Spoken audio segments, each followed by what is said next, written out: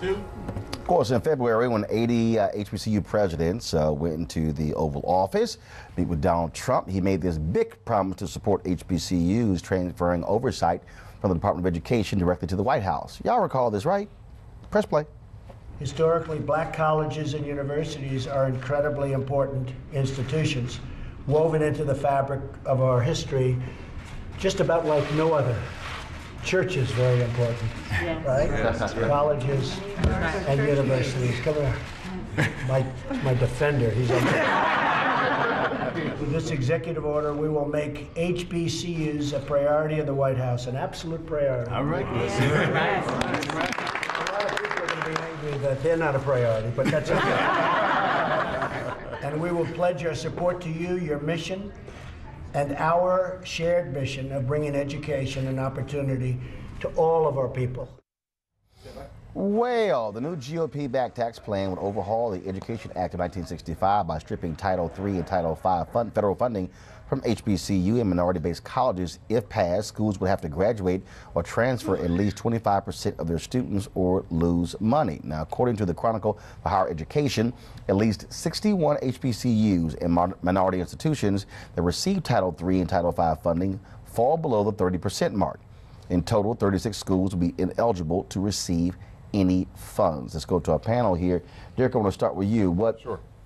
What you have here is, of course, the Wall Street Journal had a piece on this, and what they talked about is that members of Congress, they feel as if the rules have become too lax. They feel as if these universities are getting over by just sort of stringing folks along. They're going to be put caps as well on what parents can take out. Now, this might tick some of y'all off who are watching this, but the reality is this criticism came from Obama.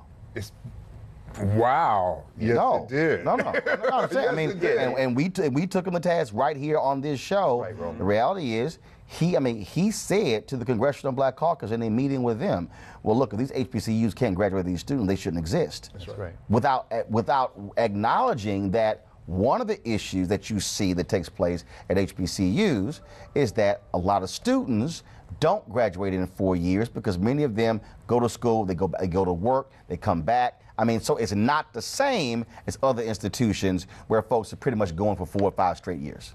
It is misleading to that point. And the bill, the way it talks about, it says HBCUs are exempt, but it's going to focus on, as we talked about, PDIs, predominantly black institutions, and that kind of thing. But the other thing that we need to talk about is, I was working with another HBCU earlier this year and trying to get some funding for them. Mm-hmm. When they rolled back the covers and looked at the HBCU, they found a lot of things that were not right. Mm-hmm. The staff, in terms of the tenure, they didn't have enough tenured professors, but in addition to that, the graduation rate was so low, they had to pull back the funding. So we've got some problems that we've got to address at our HBCUs. Funding for what, though, Derek? It was for a grant. No, the reason I mention that is because Roland is right. The central reason our young people aren't progressing through school at our black schools is financial. They have to work. I mean, for example, take Howard. It's also been, there's been a decline in terms of the number of people enrolling in Well, I mean, you know. No, actually, you've seen the last 2 years, and especially you can also thank this to Trump and other universities and their climate. HBCUs are seeing an increase. That's right. But the problem is it goes to money. So for instance, you have young men who go to Morehouse. They can stay at Morehouse their freshman and sophomore years. They all of a sudden begin to lose massive number of students their junior year because they can't afford that third and fourth year. Same thing, Spelman has seen this, Bennett College has seen this. Howard has seen it. Yeah, it comes down to dollars. And so the problem is, and again, the average black student is going to college, leaving with a massive amount of more wealth than the average white student, because that black student does not have a college fund that they're going to school with. And so this comes down to money. And if we really also want to be honest, we have to deal with the reality that you see the case, of course, the case that we've covered on this show, HBCU case happening in Maryland. Oh, yes, sir. Public HBCUs from their beginning have been historically underfunded. That's right. And so now they're trying to do more with less. Here's a UNCF statement on this particular bill, folks. Pull it up, please.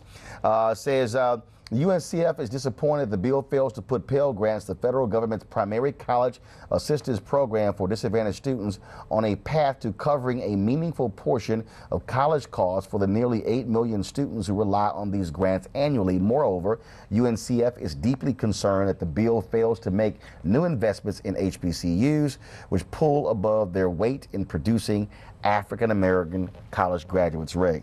One of the things I think that's important are that sometimes within black communities, when we think about HBCUs, we have our vanguards, right? We talk about Fisk, we talk about Howard, Morehouse, Spelman. Some of the colleges that if this were applied right now that would be on danger of not receiving funding are schools like Langston, schools like Stillman, schools that are very important to the fabric of moving folks through social mobility that we don't often give conversation to.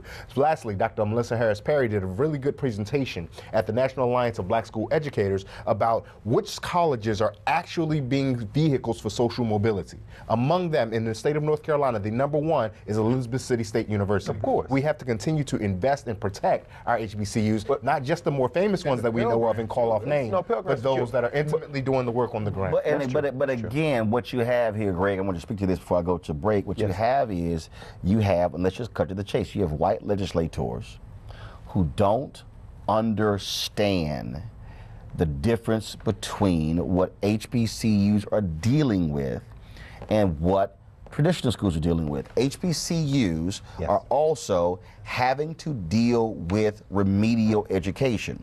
If you look at the city colleges of Chicago, when Wayne Watson was chancellor, the city college, and my wife was later a vice president of one of the colleges there, they were spending $40 million annually on remedial education. That means you had students who were coming out of the Chicago public school system. That's right. Who were not properly prepared for college. So the city colleges of Chicago had to spend $40 million on remedial to get them up, which is one of the reasons why they had low graduation rates.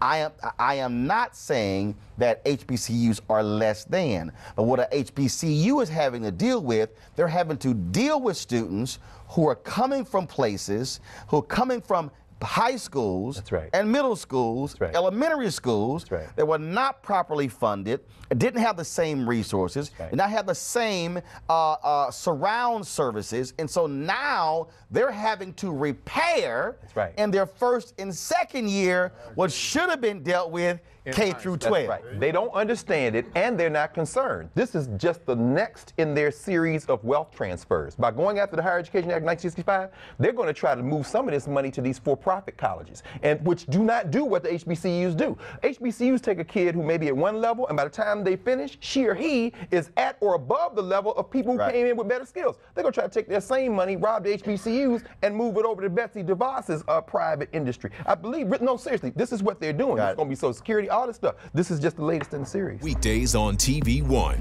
I will never lie to you. Oh my God. Roland Martin. He doesn't want to talk to us. He wants to ignore us. Uncensored. Hell no. That ain't gonna cut it, boo. Unapologetic.